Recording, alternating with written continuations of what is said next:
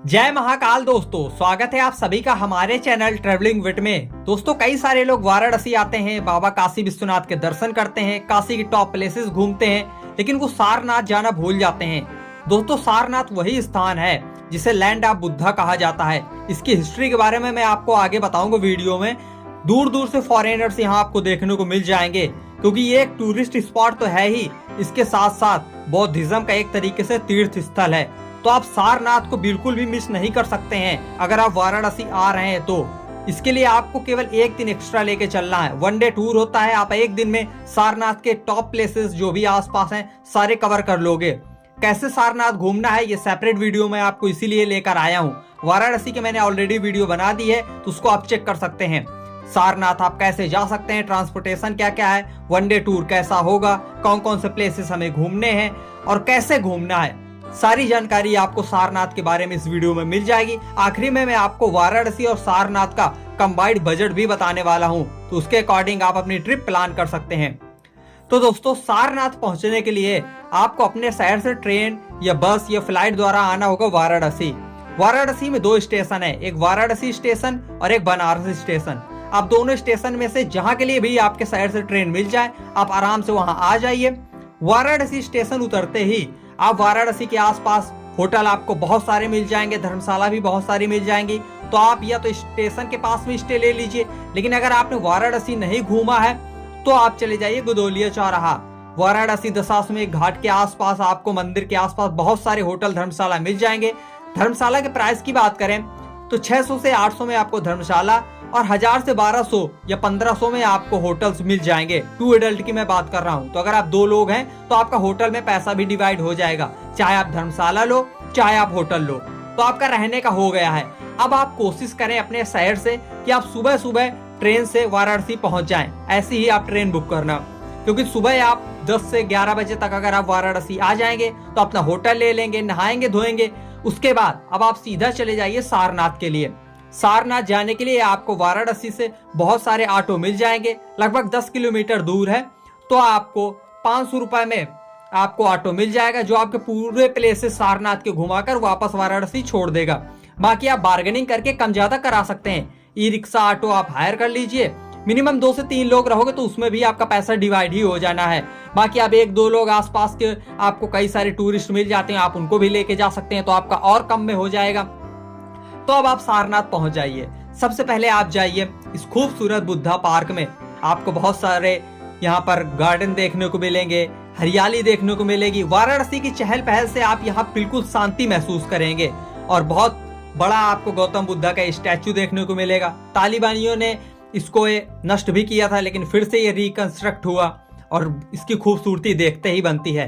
दोस्तों, सारनाथ वही स्थान है जहाँ पर गौतम बुद्धा ने अपना पहला उपदेश दिया था।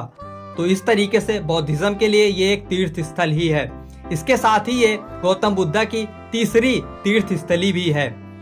तो इस तरीके से आप सारनाथ में बुद्धा पार्क घूमिए। आप चाहें तो लोकल गाइड भी हायर कर सकते हैं, आपसे वो पैसे भी नहीं लेगा, बाकी आप दे सकते हैं अपने चाहे तो।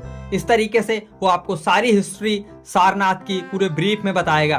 फिर वहां से आप चले जाइए, पास में ही आपको रिक्शा वाला लेके जाएगा थाई टेम्पल। थाई टेम्पल भी बहुत ही ज्यादा खूबसूरत है, बहुत ही अच्छी कलाकृति है, बहुत ही ज्यादा खूबसूरती है। गौतम बुद्धा का यहाँ पर स्टैचू बना हुआ है, आसपास गार्डन बहुत खूबसूरत है। सारनाथ में आपको शांति तो बहुत ज्यादा मिलने वाली है। और यहाँ आकर आप कहेंगे कि आपने एक गोल्डन प्लेस को चुना है। दोस्तों, इसके बाद थाई टेम्पल से निकलने के बाद आप आ जाइए श्रीलंकन टेम्पल में। ये टेम्पल भी बहुत ही ज्यादा खूबसूरत है। गौतम बुद्धा की यहाँ पर आपको स्टैचू देखने को मिलेगा।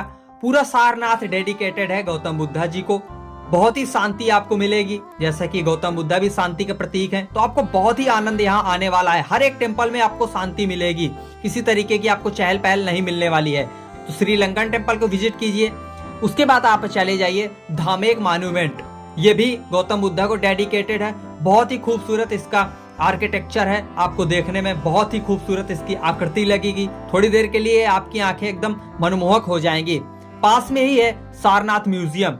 यहाँ पर बहुत सारी आपको खुदाई के दौरान कलाकृतियां निकली थी, वो आपको देखने को मिलेगी।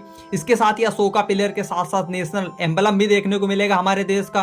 तो सारनाथ एक तरीके से हिस्टोरिक प्लेस होने के साथ साथ एक तीर्थ स्थली भी है और एक स्पिरिचुअल प्लेस भी है। तो कई सारे कंबाइंड आपको यहाँ पर अनुभव होगा। तो सारनाथ आप इस तरीके से कवर कर सकते हैं और शाम तक आपको 5-6 बजे तक ऑटो वापस वाराणसी छोड़ देगा। अब आपके पास दो ऑप्शन है, या तो आप शाम को बढ़िया आराम से जाइए, काशी विश्वनाथ के दर्शन कीजिए और 6 से 7 बजे गंगा आरती करिए। उसके बाद अगर आपने वाराणसी ऑलरेडी घूम रखा है तो आप रात की ट्रेन पकड़ के वापस चले जाइए, या तो आपने होटल ले रखा है तो आप स्टे ले लीजिए, अगले दिन आप वाराणसी की टॉप प्लेसेस घूम लीजिए। वाराणसी की टॉप प्लेसेस की वीडियो भी मैंने बना दी है, उसको आप जाके जरूर चेक करना। तो इस तरीके से आपका सारनाथ और वाराणसी आप कर लेंगे।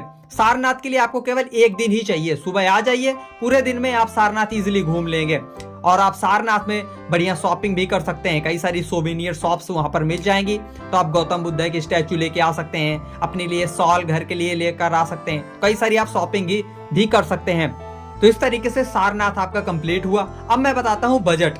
तो दोस्तों अगर आप केवल सारनाथ घूमेंगे, वाराणसी भी आप घूमेंगे, तो वाराणसी का मैंने पिछला वीडियो बना दिया था कि अगर आप वाराणसी कवर करेंगे तो आपका 2 से 2,500 में इजीली हो जाएगा। अगर आप स्लीपर ट्रेन से आ रहे हैं तो एसी फ्लाइट से आ रहे हैं तो आप अपने अकॉर्डिंग कस्टमाइज करा सकते हैं। सारनाथ का 500 ऑटो में रख लीजिए, 2 लोग रहोगे तो 250 लगेगा। तो अगर आप सारनाथ और वाराणसी कवर कर रहे हो तो आपका 3,500 से 4,000 पर पर्सन में ये दोनों यात्राएं आप आसानी से कर लोगे। और इसके लिए टाइम की बात करें तो आपके पास 2 डे और 1 नाइट तो होना ही चाहिए। बाकी अगर ज्यादा टाइम है तो 3 डे और 2 नाइट में आप इस पूरी यात्रा को बहुत ही सुगमता और बहुत ही सरलता से कर पाएंगे। बाकी आप सारनाथ में थोड़ा फास्ट फूड भी ट्राई कर सकते हैं, कॉर्न वगैरह आप ले सकते हैं, तो थोड़े बहुत ऑप्शन वहां पर आपको मिल जाएंगे। बाकी खाने की भी आपको कोई दिक्कत नहीं आने वाली है। कोई और सवाल हो तो कमेंट सेक्शन में मुझसे पूछ सकते हैं। मिलते हैं एक और ऐसी ही नई वीडियो में, तब तक के लिए आप स्वस्थ रहें। जय महाकाल, जय गौतम बुद्ध।